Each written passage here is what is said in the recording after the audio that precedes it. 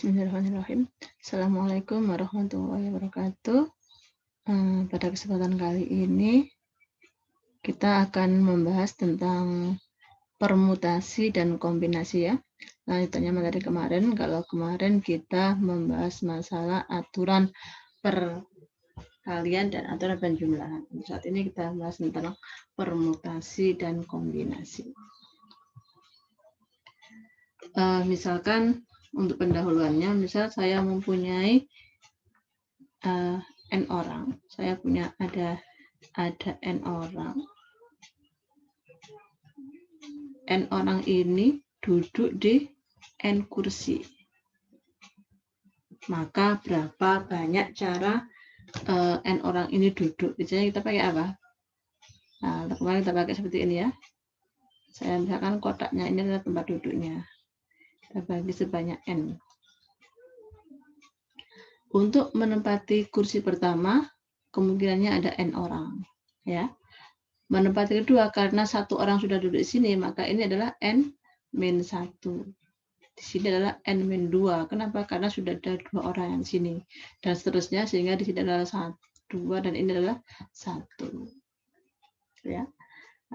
Sehingga banyaknya cara n orang ini duduk di n kursi adalah sebanyak berapa cara? Ya, banyaknya cara adalah banyak cara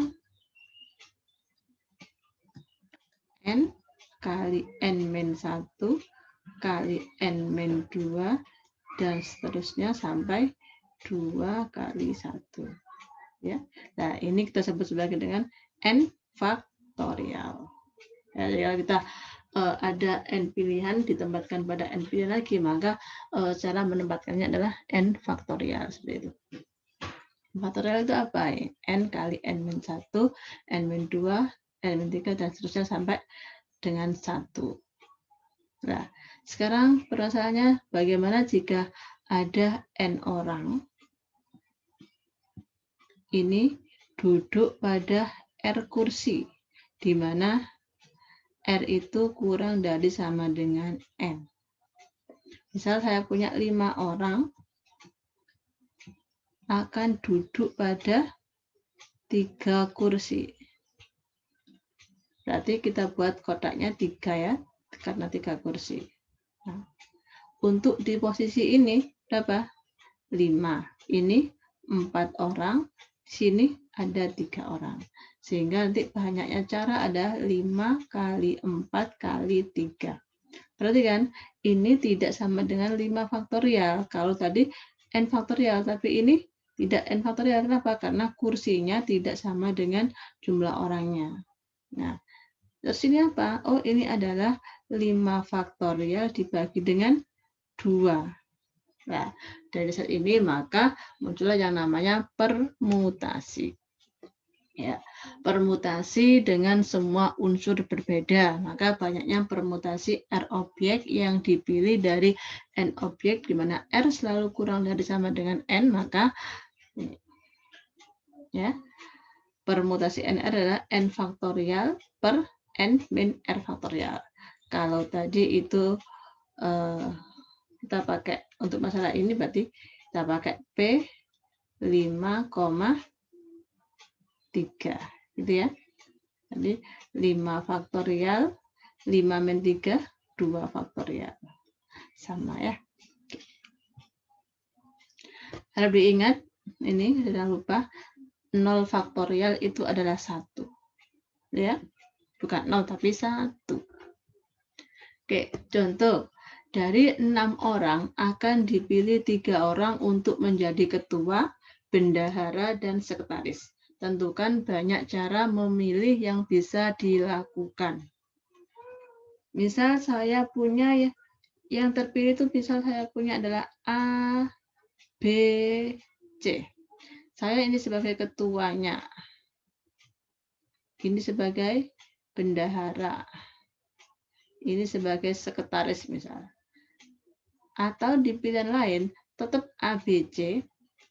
Tapi formatnya beda, di mana sebagai ketua A-nya bukan sebagai ketua, tapi sebagai sekretaris misal. Kemudian B-nya sebagai ketuanya, C-nya sebagai bendahara.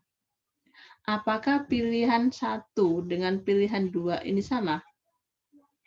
Beda ya. Nah, berarti kan di sini kalau saya urutkan ketua, bendahara, sekretaris, berarti formatnya adalah A, B, C. Sedangkan di sini ketika saya urutkan berarti B, C, A.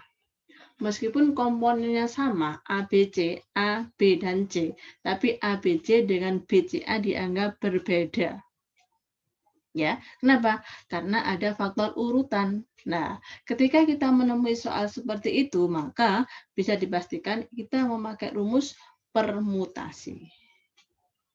Ya, jadi permutasi itu memperhatikan urutan. Memperhatikan urutan. Maksudnya gimana? Nah, ketika AB itu tidak sama dengan BA. AB dan BA dianggap dua hal yang berbeda atau dua cara yang berbeda. Jadi ketika kita ada soal, kita harus cek, oh kira-kira soal ini memperhatikan urutan atau bukan ya. Kalau dia memperhatikan urutan berarti bisa memakai permutasi seperti itu. Ya, oke. Ini berarti apa? Oh, dari 6 orang dipilih 3, di mana ada urutan ketua, bendahara, dan sekretaris. Berarti permutasi 6,3. Ya. Rumusnya adalah 6 faktorial per 6 min 3 faktorial. 6 faktorial per 3 faktorial. Ini berarti 3 faktorial, 4, 5, 6 per 3 faktorial. Coret-coret, 4 kali 20, 120. Berarti ada 120 cara. Dipahami? Oke. Lanjut.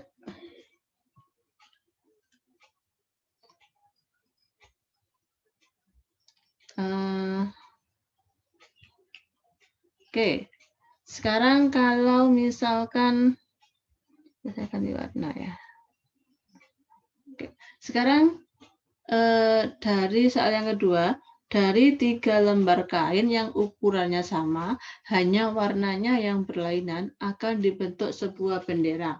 Ada berapa macam bendera yang bisa dibuat jika bendera terdiri atas paling sedikit 2 lembar kain? Dalam soal matematika kita harus teliti ya.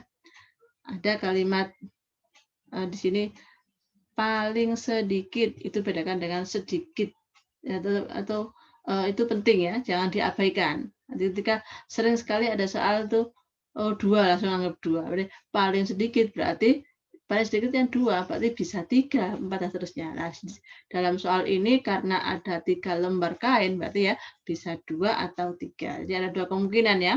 Kemungkinan pertama kita pakai 2 lembar kain. Kemungkinan kedua kita pakai 3 kain, 3 lembar kain.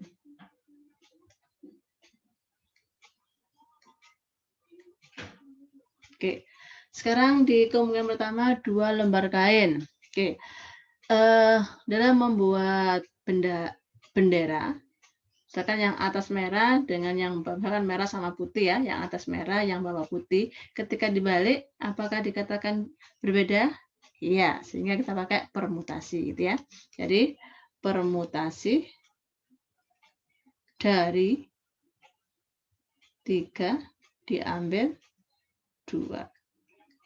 Sehingga 3 faktorial per 3 min 2 faktorial. 3 faktorial per 1 faktorial sama dengan 3 faktorial. 3 faktorial berapa? 6. Ya. Sekarang kalau yang ini 3 lembar kain, maka P 3,3 3 faktorial per 3 min 3 faktorial. Jadi berapa ini? Iya. 3 faktorial per 1 faktorial. Jadi 6. Nah, ini kan pilihannya kemungkinan pertama atau kemungkinan kedua, sehingga total banyaknya cara bendera yang bisa dibuat, banyaknya macam bendera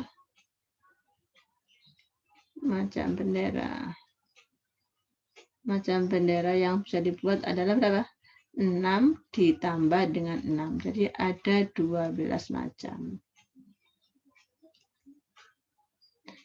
Di mana ketika benderanya 2 ada 6 cara, ketika kainnya 2 ada 6 cara, ketika kainnya 3 ada 6 cara. Sehingga ketika pertanyaannya paling sedikit 2 lembar, maka ada 12 cara. Nah ini ya, kemarin saya bilang, atau kan ya, 1 atau 2, sehingga di sini pakai aturan penjumlahan, bukan perkalian.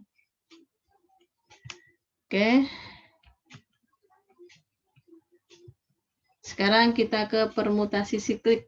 Jadi ini yang bentuknya melingkar ya. Maka yang permutasi siklis dari n objek adalah n-1 faktorial. Jadi ketika posisinya melingkar selalu pakai n-1 faktorial. Kenapa? Karena akan balik lagi seperti awal penghitungannya. Gitu ya. Oke, sekarang ada satu permasalahan seperti ini. 3 pasang pria dan wanita yang merupakan pasangan suami istri duduk pada 6 kursi dengan susunan melingkar.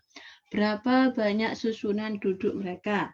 Oke, yang pertama berarti ini tidak ada kondisi khusus. Berarti apa jawabannya? Ya, karena jumlahnya adalah 6. Karena jumlahnya adalah 6 orang, maka berapa? Iya, n-1 faktorial tadi ya. Maka 6 min 1 faktorial. Jadi 5 faktorial. 5 faktorial berapa? 5 kali 4 kali 3 kali 2 kali 1. Ini 20 ya. 20 kali 3, 60, 120. Ada 120 cara. Untuk yang B, berapa banyak susunan duduk mereka jika ketiga orang wanita selalu berdekatan? Oke, 3 wanita berdekatan. Ini dianggap satu orang ya, atau satu orang atau satu kelompok. Sehingga totalnya nanti adalah berapa? 3 laki-laki dan 1 kelompok perempuan. Sehingga ada 4 ya. Nah, karena ada 4, maka nanti permutasinya karena bentuknya siklis adalah 4 min 1 faktorial. Berapa ini? 3 faktorial. 3 faktorial 6. Tapi ingat, belum selesai. Apa? Posisi wanitanya. 3 wanita itu bisa, misalkan wanitanya ABC ya, itu kan bisa ABC, bisa ACB, dan seterusnya. Ada berapa cara? Iya, ada 3 faktorial juga, sehingga ada 6. Ya. Nah, ini kondisi ini kan dua-duanya harus dipenuhi, sehingga banyaknya cara adalah 6 kali 6. Ada 36 cara. Bisa dipahami? Oke. Bedakannya sama yang tadi. Kalau yang tadi kita tambahkan karena bisa 2 atau 3. Sedangkan ini dua-duanya harus dipenuhi. Sehingga kita pakai kali. Oke. Lanjut ke soal yang C. Berapa banyak susunan duduk mereka jika pria dan wanita duduk berselingan? Pria dan wanita duduk berselingan. Jadi, oke, untuk mengerjakan ini karena harus selang-seling ya. Misalkan saya bilang seperti ini. Ini laki-lakinya, ini perempuannya. Oke, sekarang berarti yang laki-laki tanggal sebagai A, A1, A2, A3. Untuk yang laki-laki, 3 laki-laki berarti ada, kita perhatikan laki-laki dulu saja, ada berapa? Karena melingkar maka 3 min 1 faktorial atau 2 faktorial, yaitu 2. Ya. Dan untuk yang perempuannya, maka ini B1, B2, ini B3. Ada 3 faktorial. Kenapa nggak pakai melingkar? Boten. Karena sudah yang ikuti ini. Penempatannya saja mereka. Ya. Nah, jadi ini ada 6. Nah, totalnya 2 kali 6. Ada 12 susunan. Jadi pahami? Nanti kalau ada pertanyaan, nanti kita diskusi ya. Silakan ditanyakan. Untuk yang D. Jika setiap suami harus duduk berdampingan dengan istri. Oke, saya misalkan A1 itu suami pasangannya B1, A2, B2, A3, B3. Oke. Berarti saya anggap ini satu satuan. Jadi ada berapa orang? Ada 3 orang, gitu ya. 3 orang berarti karena siklis maka 3 min 1 faktorial. Ada 2. Tapi ingat, di sini bisa A1, B1, bisa B1, A1. Dalam satu kelompok ada berapa cara? Ada 2 cara. Ini juga ada 2 cara, kelompok ketiga. Sehingga totalnya ada 8. Untuk milik A1, B1 atau B1, A1. Pertukaran antara suami istrinya, kanan kirinya. Gitu ya. Nah, sehingga nanti totalnya adalah 2 dikali 8. Jadi ada 16 susunan. Bisa dipahami? Oke, nanti kalau ada pertanyaan nanti silakan ditanyakan di forum diskusi. Sekarang kita ke kombinasi. Kombinasi banyaknya permutasi, banyaknya kombinasi nih ya. Banyaknya kombinasi or objek yang dipilih. Nah, ini rumusnya. N faktorial, bedanya hanya di sini. Ada pembagi R-nya bedanya. Kalau tadi di permutasi memperhatikan urutan, kalau di kombinasi tidak memperhatikan urutan. Jadi ketika ada AB dengan BA itu kita anggap sama meskipun bisa A dulu atau B dulu sama saja. Pokoknya adalah AB. Ketika ketemu soal dengan kondisi seperti ini berarti kita pakai kombinasi, gitu ya. Contoh, dari 20 orang yang mendaftar akan diambil 5 orang untuk dikirim sebagai perwakilan. Ada berapa cara memilih perwakilan tersebut? Saya mau misalkan yang dipilih adalah A, B, C, D, E. Dengan yang dipilih adalah B, A, C, E, D misalkan. Nah, sama siapa enggak? Iya, sama saja. Saya pakai ini sama. Sehingga pakai kombinasi. Maka kombinasi dari 20 diambil 5. 20 faktorial per 20 min 5 faktorial, 5 faktorial.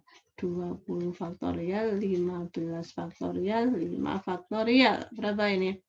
15, 16, 17, 18, 19, 20 per 15 faktorial 5, 4, 3, 2, 1. Coret ya.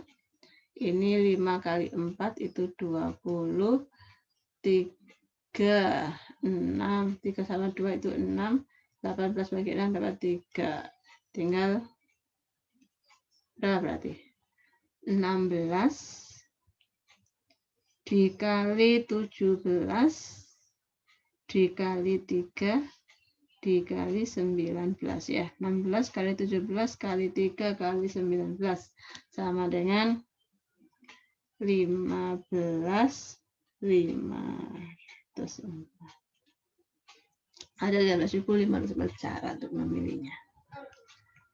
Oke, berapa banyak diagonal yang dapat dibuat pada sebuah bangun segi 28 peraturan. Oke. Untuk membuat diagonal minimal dibutuhkan berapa titik? 2 ya. Dibutuhkan 2 titik. Jadi sekarang garis yang menghubungkan A ke B sama nggak dengan garis yang menghubungkan B ke A? Sama, sehingga kita pakai kombinasi ya. Kombinasi dari 28 diambil 2. Tapi jangan lupa, ada yang tidak termasuk diagonal, yaitu termasuk sisinya, tapi sisinya. Sehingga kita kurangi dengan sisinya 28. Ya. Sehingga kombinasi 28 berarti 28 faktorial per 26 faktorial bagi 2 faktorial dikurangi 28. 26, 27, 28 dibagi 26 faktorial 2 coret-coret min 28 coret-coret dapat 14. 27 kali 14 sama dengan 378 dikurangi 28 sama dengan 350. Ya. Jadi diagonalnya pada bangun segi 28 peraturan adalah sebanyak 360. Oke, itu materi kita pada hari ini. Nanti habis ini disertai soal-soal. Nanti silakan dikerjakan, nanti kita bahas.